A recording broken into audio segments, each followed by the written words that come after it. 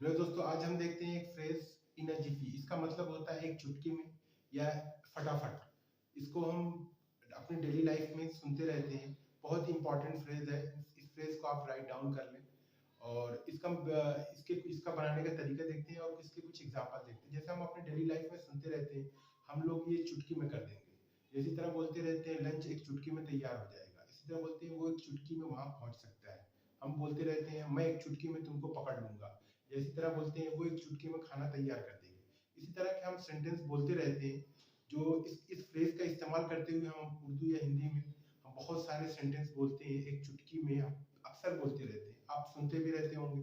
तो इसका हम इंग्लिश में कैसे इस्तेमाल करेंगे, आइए इसका तरीका देखते हैं। सबसे पहले हम इसका इनर जिफी को अपने सेंटेंस में या इंग्लिश के सेंटेंस में कैसे इस्तेमाल करेंगे, इसका बनाने का तरीका क्या है।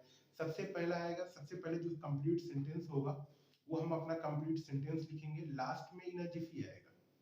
तो इसका कुछ कुछ एग्जांपल देखते हैं, एग्जांपल से आपने समझते हैं।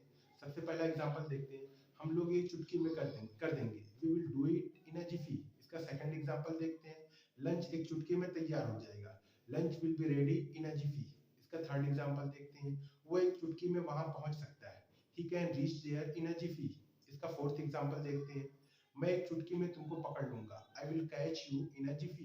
इसका फिफ्थ एग्जांपल देखते हैं, वो एक चुटकी में खाना तैयार कर देंगी, she will cook the food in a Zifi.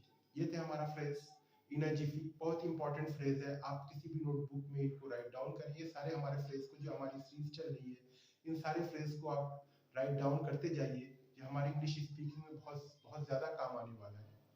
तो दोस्तों, ये थी हमारी आज की वीडियो। प्लीज़ आप हमारे चैनल को सब्सक्राइब कर लें, वीडियो को लाइक और शेयर करें। Thank you so much.